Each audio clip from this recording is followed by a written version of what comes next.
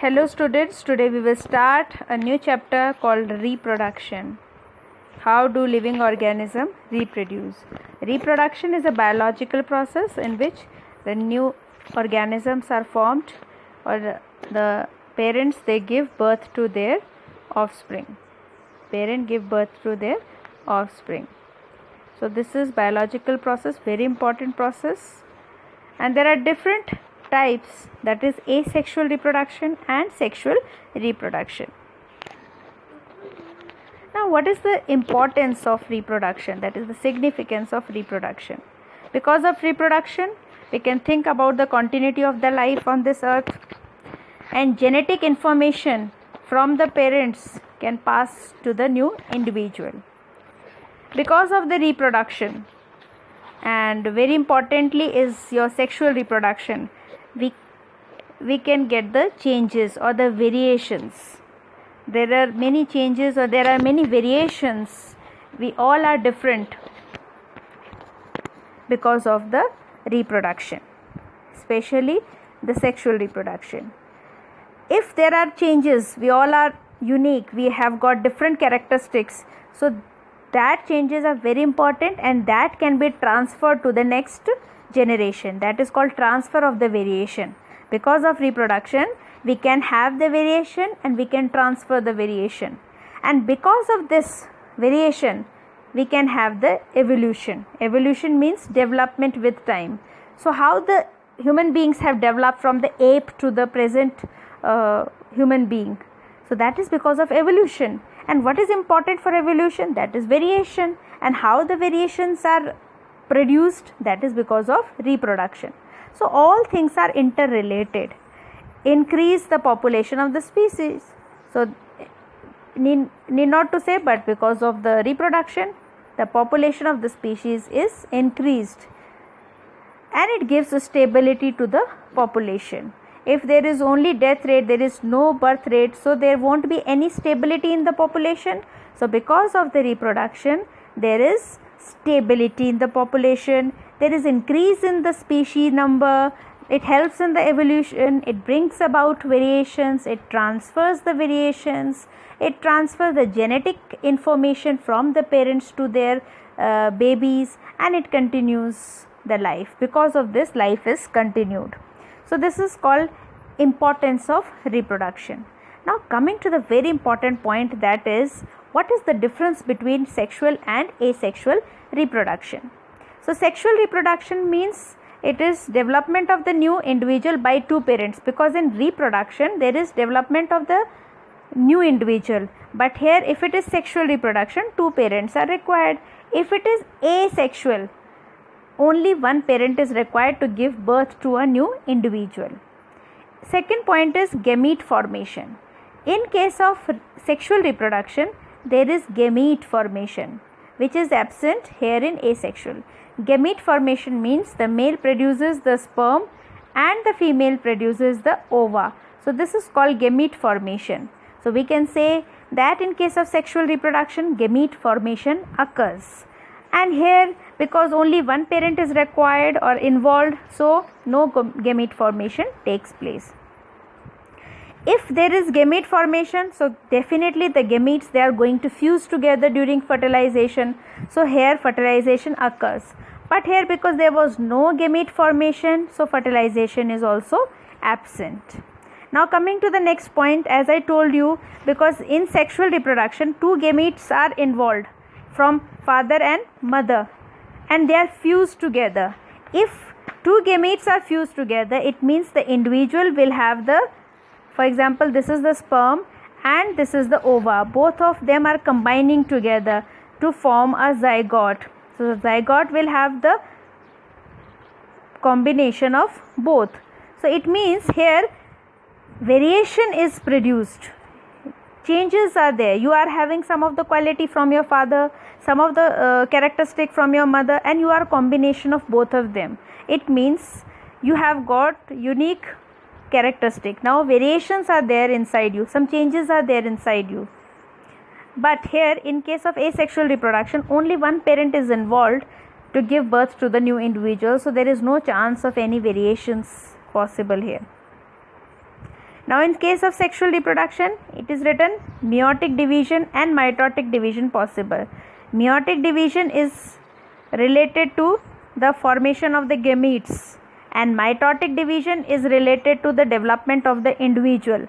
So both are required. If there is gamete formation, so meiotic division is required, and if it is development of the body, further body development, so mitotic division is required. So both are present. But in case of here, because there is no gamete formation, so no chance of meiosis, only mitosis is involved. So you have to remember one thing: meiosis is for the gamete formation and mitosis is for the general development of your body. From one cell, your body is forming 2 cells, from 2 then 4, just like that. So development of the body is because of the mitosis, and formation of the gametes, that is, what is gamete? Sperm and ova, these are the gametes. They are formed in gonads, reproductive organs, by meiosis. Now coming to the asexual reproduction, there are different types of asexual reproduction. First is, we will study them one by one. So first is fission. Fission means division, and if it is binary, it means one individual is dividing into 2. So this is called binary fission, or 1 out of 1 we got 2 individual.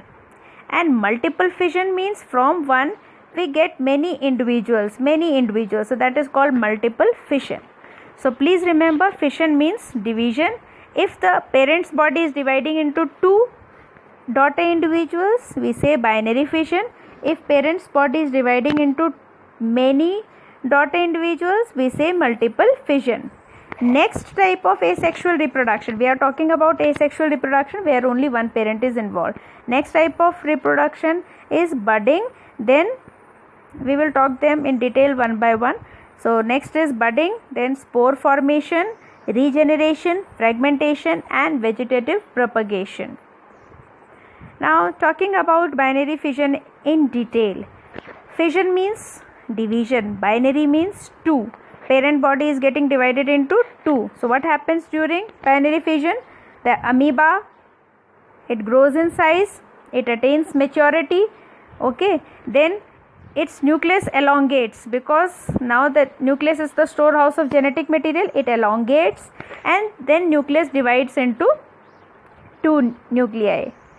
After the division of the nucleus, then the cytoplasm will also start dividing, and ultimately there will be formation of the 2 daughter amoebae. So this is how binary fission takes place. So from the one parent body, 2 daughter cells are formed.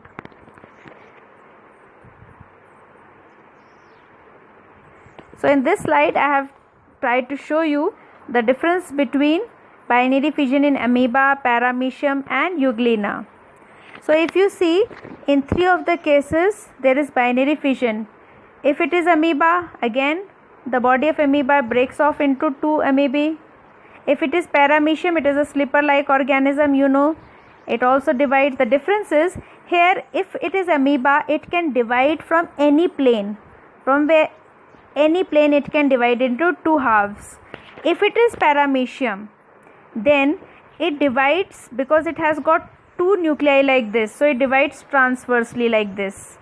It can't divide from any plane, particular plane, but it divides from the transverse plane particularly. And if it is in euglena looks like this. If you remember in your lower classes, it has got a flagella, so it divides by vertical plane. So once more as a recap, if it is amoeba, it can divide from any plane or many planes. It has got irregular shape. If it is paramecium, it divides by a transverse plane like this, horizontally.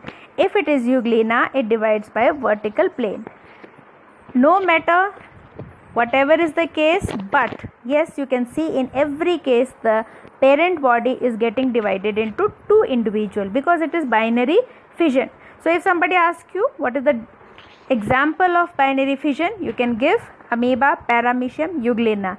3 of them are the example, but yes, the plane in which it is getting, the parent's body is getting divided into two, it can vary. Now this is a nice slide related to binary fission. You can see parent body, then nucleus divides. First is it elongates, then divides. Then you can see the cytoplasm also divides, and we can have the two daughter cells. So from one parent we are having two daughter cells. That's why it is called binary fission. Fission means division of the parent body into two. Now coming to the multiple fission in Plasmodium. Plasmodium is a type of protozoan.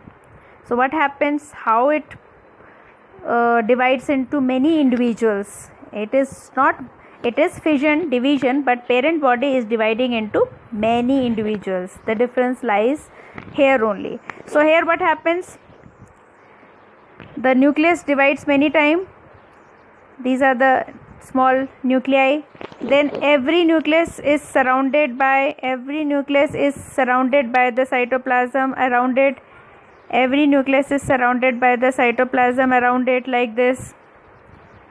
Okay, so first point was nucleus divides many times, nucleus is surrounded by the cytoplasm, and parent body develops a cyst, protective covering around it. Cyst is a protective covering. Why parent body is developing the protective covering? For the protection, basically protection during unfavorable condition. If the conditions are not good outside, so parent body keeps dividing the nucleus into many nuclei. Every nucleus gets surrounded by the cytoplasm, and whenever there is onset or the beginning of the favorable condition, the cyst will break off and the individual will come out.